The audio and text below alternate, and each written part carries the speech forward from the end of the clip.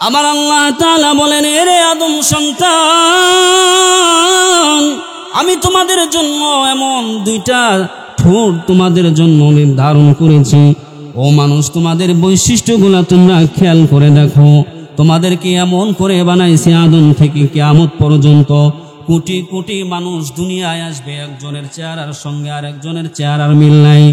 ও দুনিয়ার মানুষ, পৃথিবীতে আমাকে যদি বলা হয় আমাকে 20টা পুতুল বানায় দাও, 20টা পুতুল বানানোর পর 1টা 2টা 3টা 4টা 5টা 6টা বানানোর পর দেখবেন একজনের চেহারার সঙ্গে এক পুতুলের সঙ্গে আরেক পুতুলের চেহারা মিলে যায়।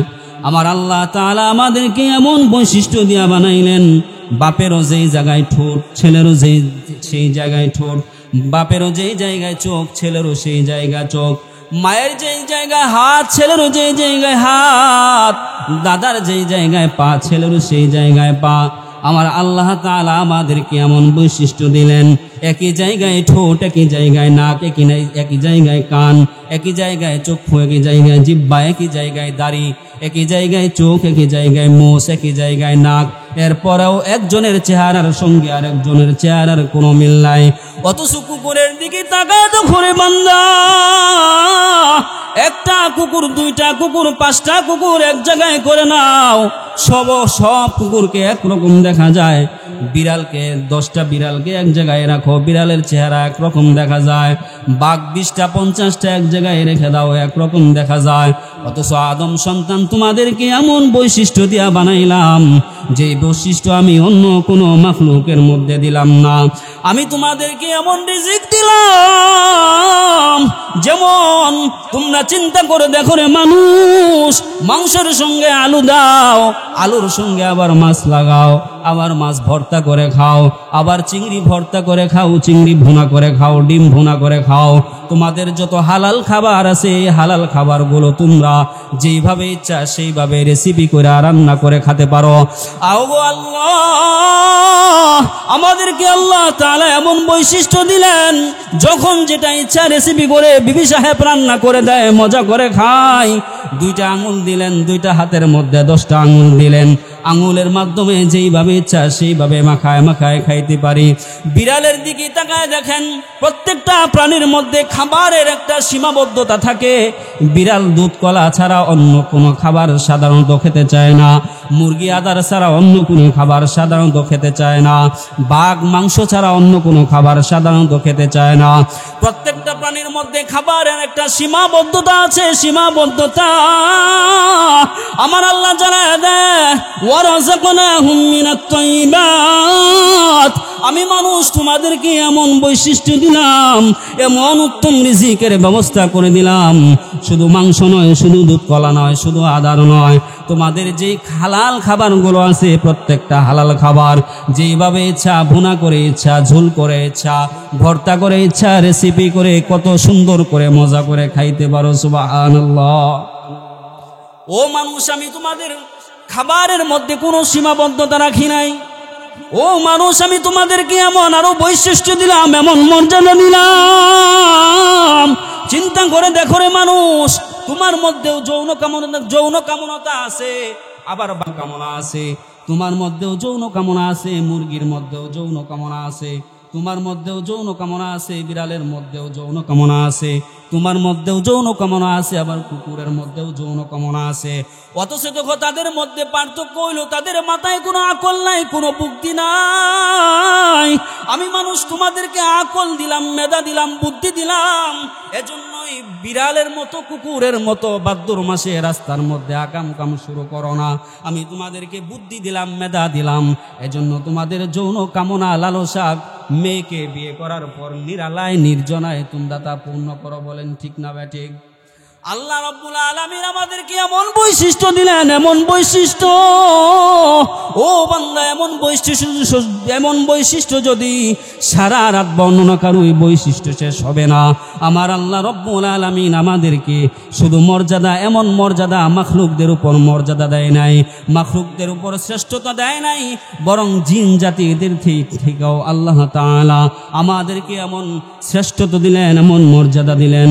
আমার আল্লাহ তাআলা জিন নয়, বরং ফেরেশতাদের থেকেও আমার আল্লাহ তাআলা এই বনি আদমকে বেশি মর্যাদাবান করে বানিয়েছেন। সুবহানাল্লাহ।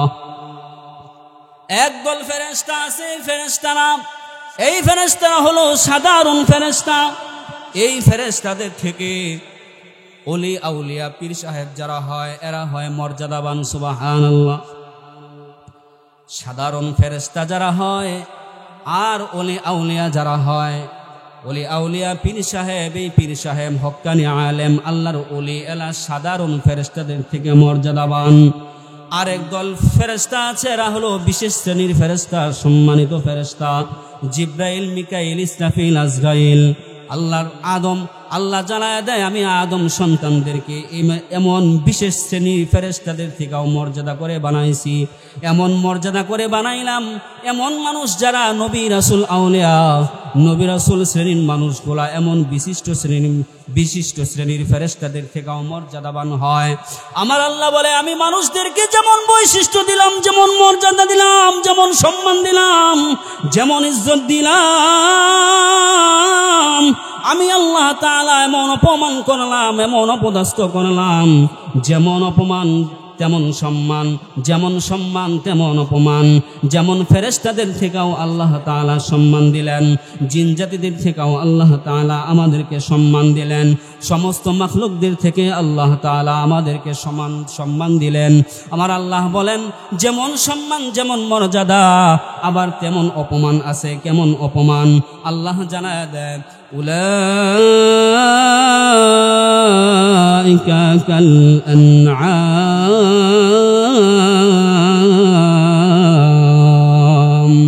আমার আল্লাহ বলেন মানুষদেরকে যেমন সম্মান দিলাম, যেমন ইজ্জত দিলাম, যেমন মর্যাদা দিলাম, এমন মর্যাদার আবার আরেকটা অপশন আছে, আর বিপরীত আছে। আর বিপরীত হলো মানুষটা যখন গুনাহগার হয়ে যায়, মানুষটা যখন পাপিষ্ট হয়ে যায়, মানুষটা যখন কাফের হয়ে যায়, মানুষটা যখন ডেপুলিয়া বাজারে বসে বসে গীবতে লিপ্ত হয়ে যায়, মানুষটা যখন ডেপুলিয়া বাজারে বসে বসে পরনিন্দাকারী হয়ে যায়, চগলখড়ি হয়ে যায়, গীবতকারী হয়ে যায়, আমার আল্লাহ জানায় দেয় মানুষটা যখন অবৈধ কাজে লিপ্ত হয়ে যায়, অপরাধের মধ্যে লিপ্ত হয়ে যায়, উলাইকা কাল আনআম, এরা জন্তু জানোয়ারের ন্যায় হয়ে যায়।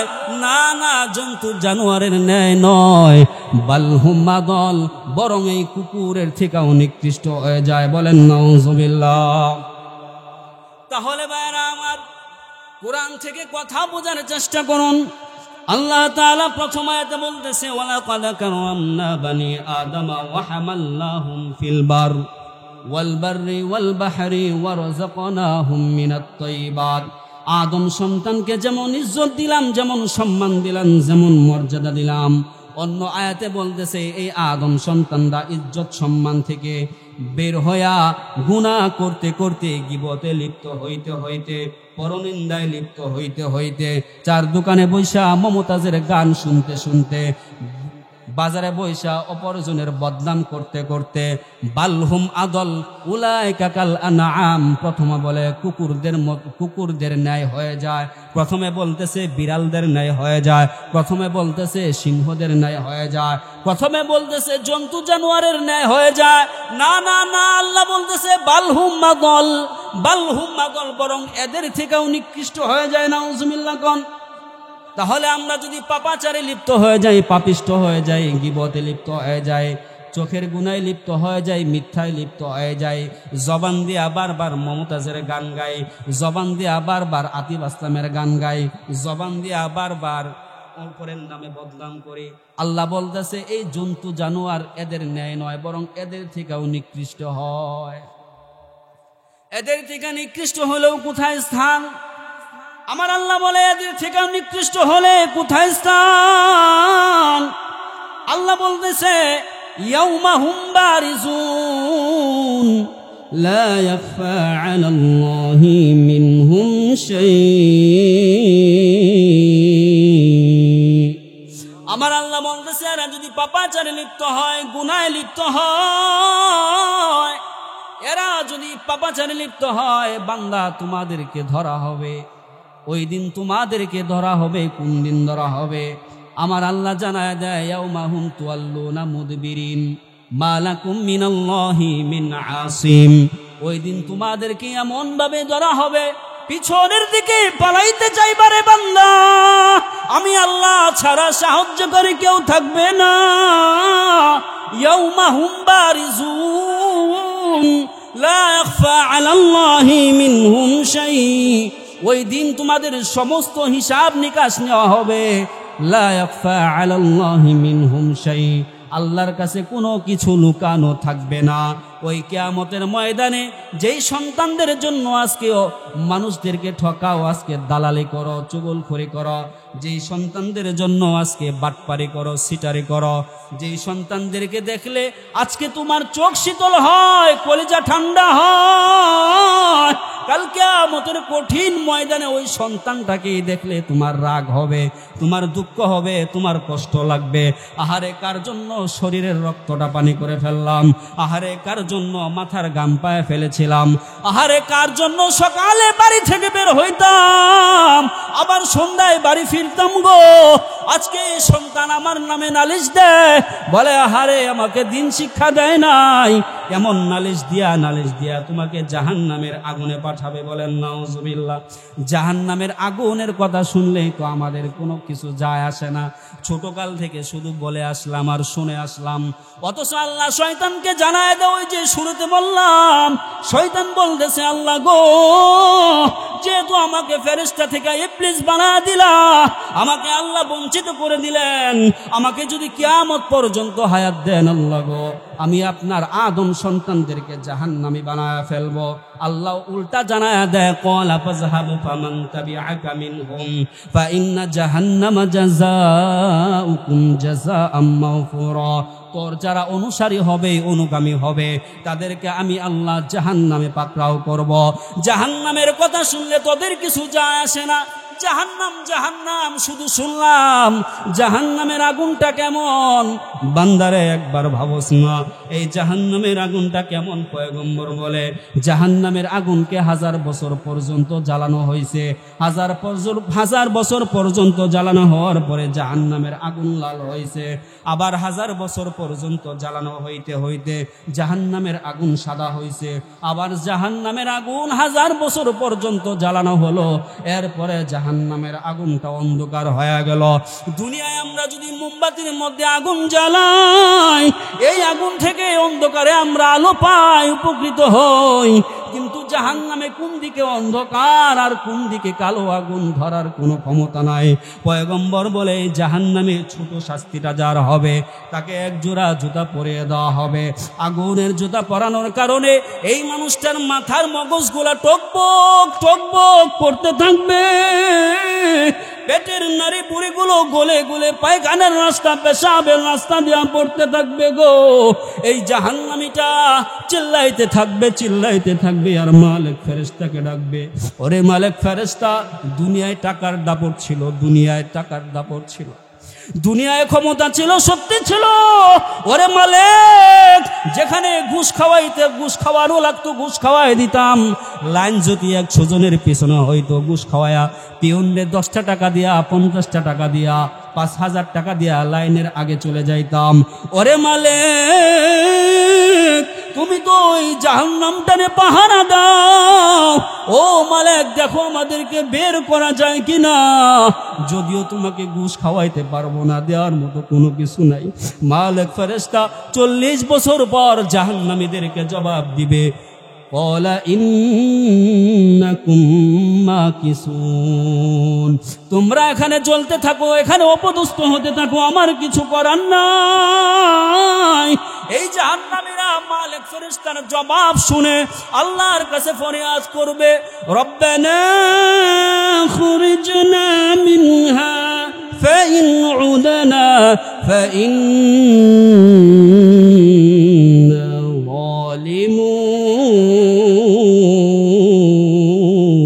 যালিমুন। মালিক ফেরেশতার জবাবের পরে জাহান্নামীরা আল্লাহর কাছে বলবে, মালিক রে,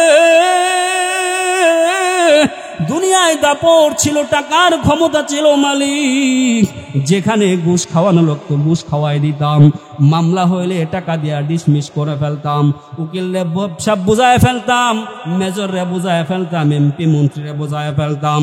ওগো আল্লাহ, এই জাহান্নাম থেকে আল্লাহ তুমি ছাড়া বের করার কোনো কেউ নাই।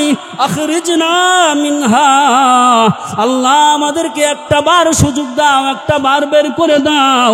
দ্বিতীয়বার যদি দুনিয়ায় যাই কোনোদিন অপরাধ করব না, কোনোদিন গাঞ্জা খাবো না, কোনোদিন মদ খাবো না, কোনোদিন মা বাবার সঙ্গে দুর্ব্যবহার করব না, কোনোদিন স্বামীর হক নষ্ট করব না, স্ত্রীর হক নষ্ট করব না। ওগো আল্লাহ, আখরিজনা মিনহা ফাইন উদনা ফাইন্না জালিমুন।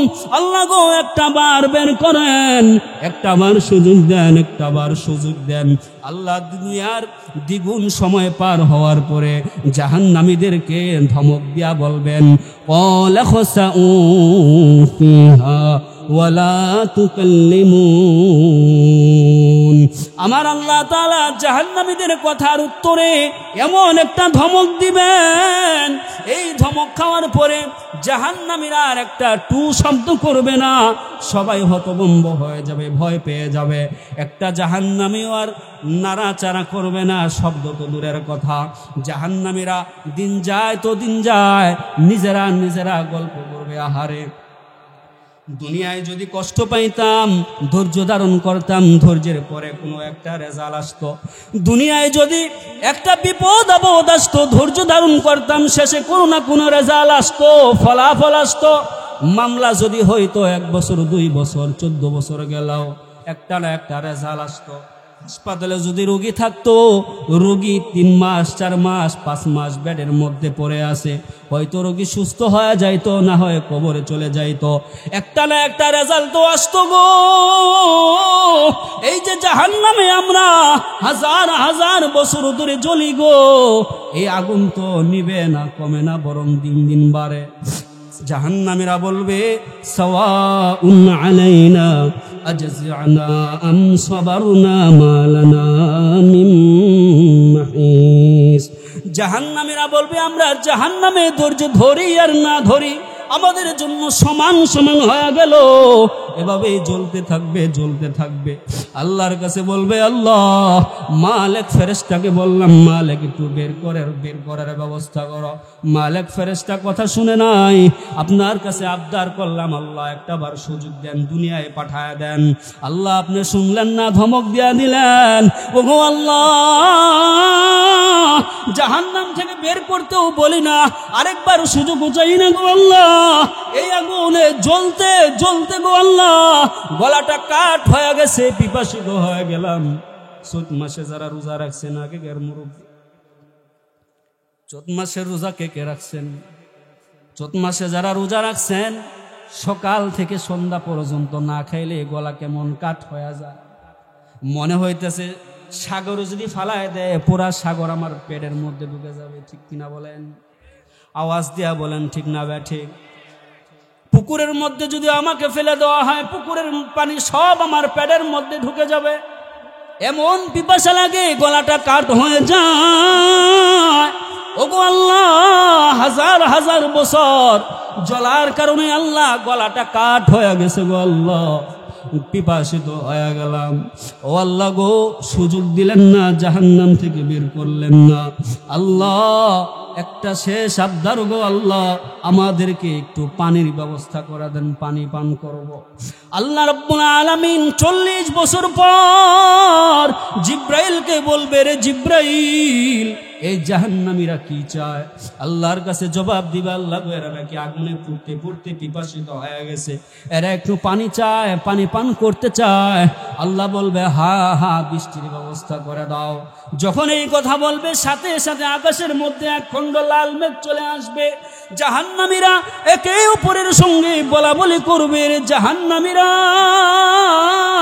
এরে আমার দল, বল, এরে অমুক, এরে তমুক, এরে রহিম করিম, দেখ ওই যে আকাশের মধ্যে লাল মেঘ দেখা যায়, হয়তো কিছুক্ষণের মধ্যে বৃষ্টি হবে, আল্লাহ হয়তো আমাদের দোয়া কবুল করেছেন, এই চিন্তা করবে আর এই কথা বলা বলি করবে। একটু পরেই তো বৃষ্টি শুরু হয়ে যাবে, কিন্তু এই বৃষ্টি তো দুনিয়ার বৃষ্টির মতো নয়। দুনিয়ায় যদি বৃষ্টি হয় কি পরে? আওয়াজ দিয়া বলেন, দুনিয়ায় বৃষ্টি হলে কি পরে? বৃষ্টি যখন জোরে হয়, একজন মানুষ যদি এক ঘর থেকে আরেক ঘরে দৌড়ায়া যাইতে চায়, সাথে সাথে বলে আহা ভিজে গেলাম, পুরা শরীরটা সাথে সাথে ভিজে যায়। জাহান্নামীরা দেখবে লাল মেঘ, বৃষ্টি শুরু হয়ে গেছে, কিন্তু এই বৃষ্টি তো দুনিয়ার বৃষ্টির মতো নয়। এই বৃষ্টি তো মোটা মোটা লাল লাল বিচ্ছু, এক একটা বিচ্ছু শরীরের মধ্যে একটা করে কামড় দিবে। এই একটা করে কামড় দেওয়ার কারণে 40 বছর পর্যন্ত এই ব্যথা দূর হবে না। এমন একটা দুইটা বিচ্ছু নয়, বৃষ্টির মতো বিচ্ছু পড়তে থাকবে। জাহান্নামীরা আবার আল্লাহর কাছে বলবে, ওগো আল্লাহ, ফেরেশতাদেরকে বললাম একবার জাহান্নাম থেকে বের করো, আপনার কাছেও বললাম জাহান্নাম থেকে বের করে একটাবার সুযোগ দেন। এরপরে বললাম আল্লাহ একটু পানির ব্যবস্থা করে দেন। আল্লাহ আপনি বিচ্ছুর কামড় খাওয়াইলেন, এক একটা কামড় এখনো ব্যথা দূর হয় না। আল্লাহ 40,000 বছর পর জিব্রাইলকে বলবে, জিব্রাইলেরা আবার কি চায়? জিব্রাইল বলবে, গো আল্লাহ, এরা না আগের বারের মতো এবারও এখন পানি খেতে চায়।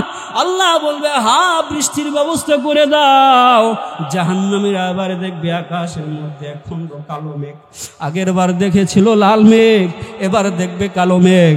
জাহান্নামীরা খুশি হয়ে যাবে, বলবো এই যে দেখ দেখ, দুনিয়ায় যেমন মেঘ আসলে আমরা ভাবতাম বৃষ্টি আসবে, ওই রকম কালো মেঘ দেখা যায়। আগের বার হয়তো লাল মেঘ ছিল, এই জন্য বৃষ্টি হয় নাই, এখন দেখ কালো মেঘ দেখা যায়, হয়তো বৃষ্টি হবে। জাহান্নামীরা যখন এই কথা বলা বলি করবে, কিছুক্ষণ পরে বৃষ্টি শুরু হয়ে যাবে। কিন্তু এই বৃষ্টি তো দুনিয়ার বৃষ্টির মতো বৃষ্টি নয়, এই বৃষ্টি তো আগের বারের মতো বিচ্ছুর বৃষ্টি নয়। এবার বৃষ্টি হইতেছে, এই বৃষ্টিটা হইতেছে মোটা মোটা কালো কালো সাপ। এক একটা সাপ একটা করে কামড় দিবে, একটা করে ছোবল দিবে। এই ছোবল দেওয়ার কারণে 40 বছর পর্যন্ত এই ব্যথা দূর হবে না। এমন একটা দুইটা নয়, লক্ষ লক্ষ সাপ মুহূর্তের মধ্যেই আসতে থাকবে, মুহূর্তের মধ্যে এমন সাপগুলো পড়তে থাকবে। এক একটা সাপ একবার করে কামড় দিব, 40 বছর পর্যন্ত ব্যথা দূর হবে না। এ কারণেই আল্লাহ রাব্বুল আলামিন বলেন, জিদনাহুম আযাবান ফাওকাল আযাব।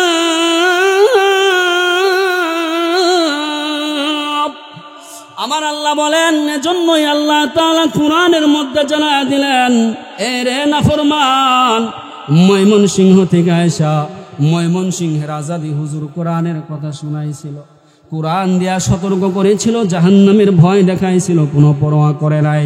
এই ডপুলিয়ার ইমাম সাহেব তোমাদেরকে বারবার সতর্ক করেছিল, কোনো পরোয়া করো নাই। তোমাদেরকে মাঝে মধ্যে তাবলীগের লোকেরা আসে, চিল্লায় আসে, আসরের পরে গাছ তো বের হইয়া তোমাদেরকে দাওয়াত দিত, তুমি বান্দা বলতা হ্যাঁ হুজুর মাগরিবের পরে যাবা, কথা দিতা, ওয়াদা দিতা, কিন্তু মাগরিবের পরে তুমি জুয়া খেলা নিয়ে অবস্থা, ঠিক কিনা বলেন? ও তুমি কথা দিয়া কথা রাখো নাই, তুমি দুনিয়ায় বারবার মুনাফিকি করেছিলে, আমি আল্লাহ তো জানায় দিয়েছিলাম মুনাফিকের স্থানটা কোথায় হবে। ইন্নাল মুনাফিকিনা ফিদ দারকিল আসফালি মিনান নার। যেই জাহান্নামে হারুনকেও দিব না, হামানকেও দিব না, ফেরাউনকেও দিব না। চিন্তা করে দেখেন রে মানুষ, যারা কথা দিয়া কথা রাখেন না, মিথ্যা কথা বলেন, যারা সত্য কথা বলেন না, যারা মুনাফিকি করেন, আমার আল্লাহ জানায় দেয় তোদের ঠিকানা কই। এমন একটা জাহান্নাম তোদের জন্য বরাদ্দ করা হয়েছে, যে জাহান্নামে ওই যে ফেরাউনের মতো ব্যক্তিরাও দিব না। নাউজুবিল্লাহ কোন, আওয়াজ দেয়া কোন না নাউজুবিল্লাহ। ফেরাউন তো একজন আল্লাহওয়ালা ব্যক্তি, আওয়াজ দেয়া কোন। তাহলে কি ফেরাউন এমন একজন ব্যক্তি, অভিশপ্ত ব্যক্তি, এমন ফেরাউন কেউ ওই জাহান্নামে দিবে না যেই জাহান্নামে মুনাফিকরে দিবে। নাউজুবিল্লাহ কোন। সর্বনিকৃষ্ট জাহান্নামের স্থান হইল মুনাফিকের স্থান। আল্লাহ বলতেছে, রে বান্দা, ডেপুলিয়ার ইমাম সাহেব, মাদ্রাসার হুজুর, অমুক তাবলিকের লোক, চিল্লার লোক বারবার তোমাকে সতর্ক করেছিল, কোনোদিন পরোয়া করো নাই। বলেন হুজুর, হা হা ঠিক আছে, প্রত্যেকটা জুমার নামাজে গিয়া বয়ান শুনতা, কোরআনের বয়ান শুনতা। এমন হুজুর নয়, লক্ষ লক্ষ নবী রাসূল তোমাদের জন্য পাঠাইছি, একমাত্র এই জাহান্নাম থেকে বাঁচানোর জন্য। এত আয়োজন, আদম থেকে আমার বন্ধু মুহাম্মদ পর্যন্ত লক্ষ লক্ষ নবী আসলো, লক্ষ লক্ষ রাসূল আসলো, সাহাবী আসলো, এই একমাত্র জাহান্নাম থেকে তোমাদেরকে বাঁচানোর জন্য। আর আজকে বান্দারে, যখন তুমি জাহান্নামে পড়ে গেলা, আমার কাছে একবার পানি চাও, আমার কাছে একবার সাহায্য চাও, একবার মালিক ফেরেশতার কাছে সাহায্য চাও। দুনিয়ায় যেমন আমার কথা বারবার শোনার পরেও পরোয়া করো নাই। এজন্যই আমি আল্লাহ দুনিয়ায় বলেছিলাম, রে আমি রহমান, আমি গফফার, আমি রহিম, আমি কিন্তু তুই একবার খাস দিলে, তওবা করলে সব মাফ করে দিব। তুই একবারও খাস দিলে তওবা করস নাই, আমি আল্লাহর রহমান, গফুর, রহিম, এই নামের পাশেও আরেকটা নাম আছে আমি আল্লাহর, সেই নাম হলো কহ্হার। আমার আল্লাহ জানায় দেন, আল্লাহ শাদীদুল ইকাব ওয়াল ইকাবি শাদীদুল ইকাবি জিত্তাউল, আমি আল্লাহ কঠিন শাস্তিদাতা। সুতরাং আজকে যারা ক্ষমা চাইতেছো, পানি চাইতেছো, হবে না, হবে না, বরং যতবারই ক্ষমা চাইবা ততবারই শাস্তি ডাবল হয়ে যাবে, যতবারই পানি চাইবা ততবারই আগুনের তাপ বেড়ে যাবে, যতবারই বলবা আল্লাহ একটাবার সুযোগ দাও, একটাবার সুযোগ দাও, ততবারই এই শাস্তিগুলা দ্বিগুণ হয়ে যাবে। এজন্যই বলা হয়েছে, জিদনাহুম আযাবান ফাওকাল আযাব বিমা কানু ইফসিদুন। আল্লাহ জানায় দেয়, রে বান্দা, বারবার সতর্ক করার পরেও তোমরা সতর্ক হও নাই। এজন্য আমি আল্লাহকে আজকে বারবার ডাকার পরেও আমি আল্লাহ সাড়া দেই না। এজন্য ভাইয়েরা আমার, আল্লাহ তাআলা আমাদেরকে এমন ইজ্জত দিয়া বানাইলেন, যখন ইবলিস আল্লাহর সঙ্গে চ্যালেঞ্জ করতেছে, লা ইন্না খরতানি ইলা ইয়াউমিল কিয়ামা লা আহতানিকান্না যুররিয়াতাহু ইল্লা কলিলা। আমার আল্লাহ বলতেছে, রে আদম সন্তান, ইবলিস আমার সঙ্গে চ্যালেঞ্জ করেছে, আমিও ইবলিসকে জানায়া দিলাম, কাররামনা বানি আদম, এই আদমের জন্য তুই যেই ইবলিস অহংকারী করলি, তুই যেই ইবলিস হিংসা করলি, আমি ওই আদম সন্তানকে এমন মর্যাদা দিলাম। আবার এই আদম সন্তানদের মধ্যে আমার একটা বন্ধু আসবে, এই আদম সন্তানদের মধ্য থেকে আমার একজন হাবিব আসবে, যার নাম মুহাম্মদ। এমনিতেই তো আদম সন্তানকে আমি ইজ্জত দিয়া বানাইছি, সম্মান দিয়া বানাইছি। আবার আমার বন্ধু একজন দুনিয়ায় যাবে, আখেরি নবীর আখেরি উম্মতে মুহাম্মদীকে আরো দ্বিগুণ দ্বিগুণ ডাবল সম্মান দিয়েছি। আওয়াজ দেব না সুবহানাল্লাহ। কেমন সম্মান আমার আল্লাহ তাআলা দিলেন, ভালো করে বোঝার চেষ্টা করুন। বনি আদমকে তো আল্লাহ তাআলা এমনিতেই সম্মান দিয়া বানাইলেন, এমনিতেই মর্যাদা দিয়া বানাইলেন। আবার এই বনি আদমদের মধ্য থেকে এক দল আসবে, উম্মতে মুহাম্মদী।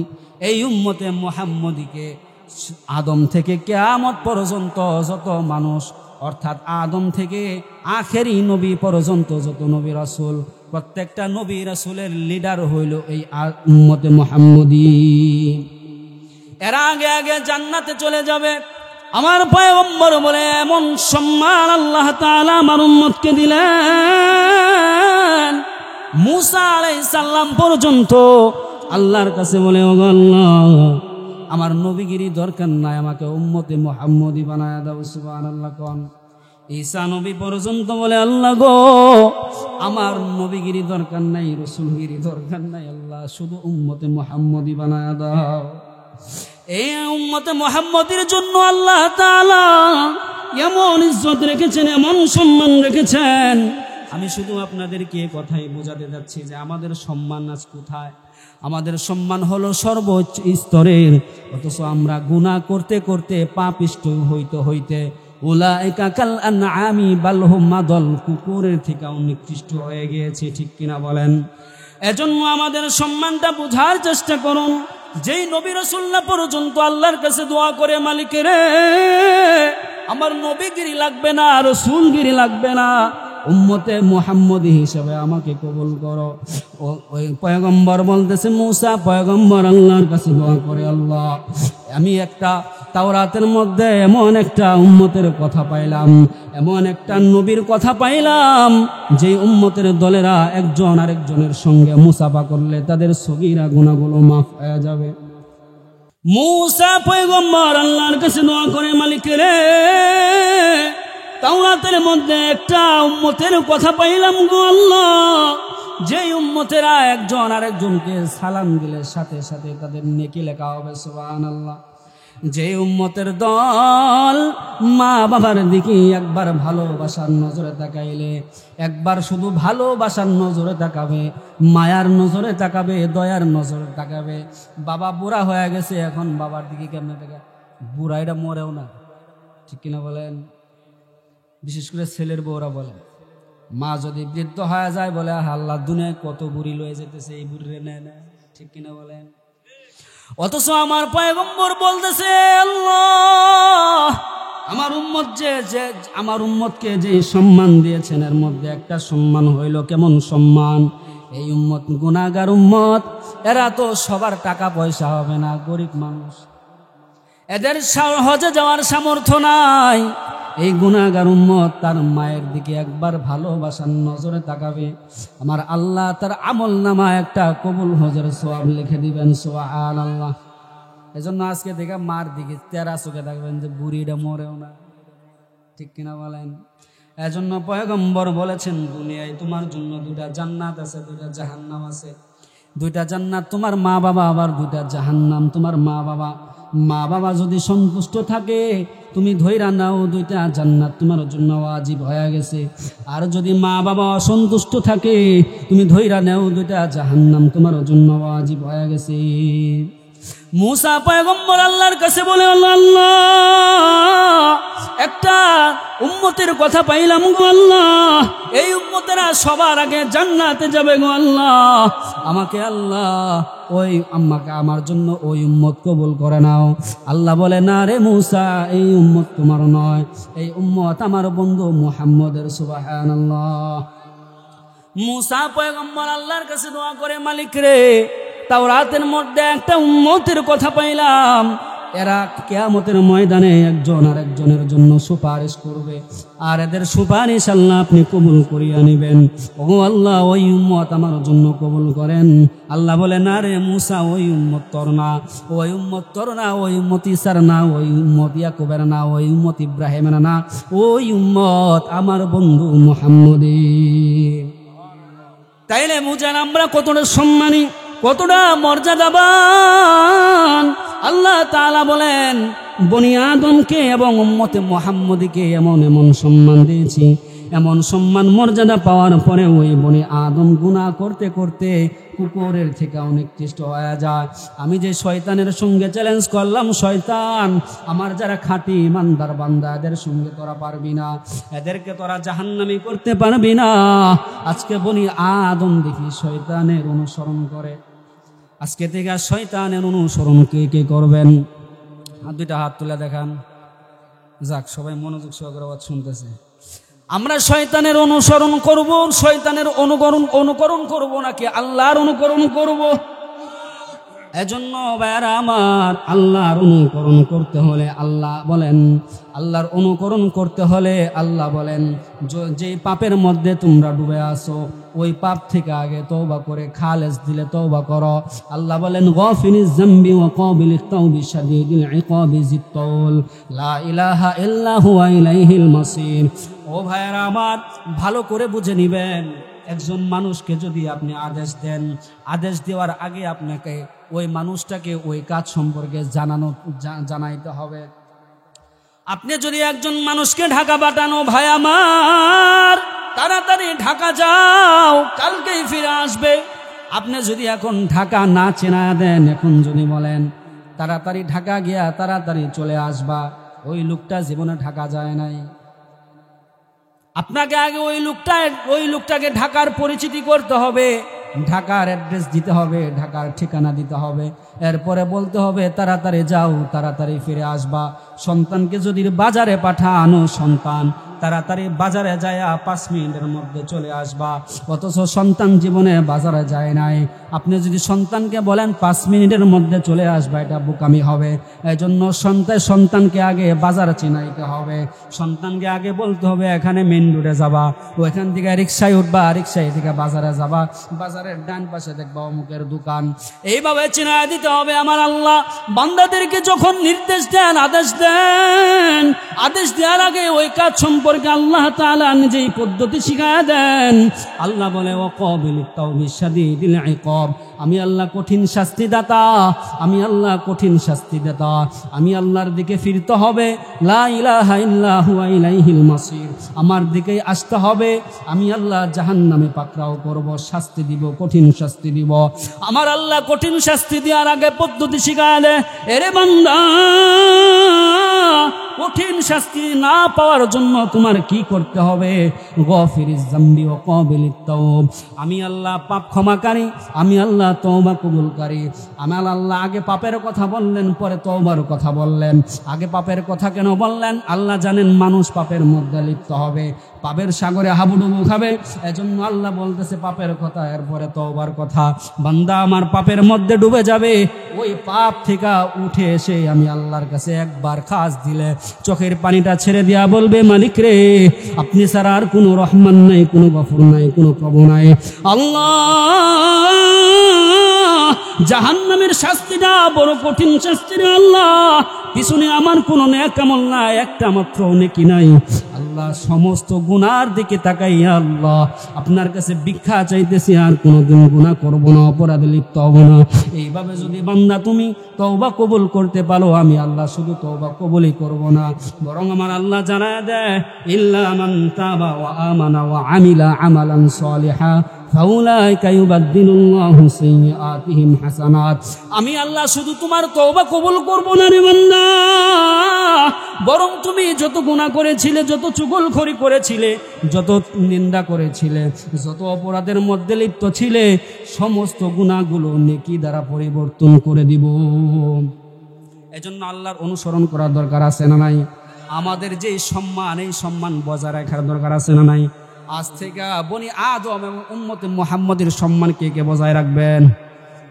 হাত তুলে দেখান, ইনশাআল্লাহ বলেন।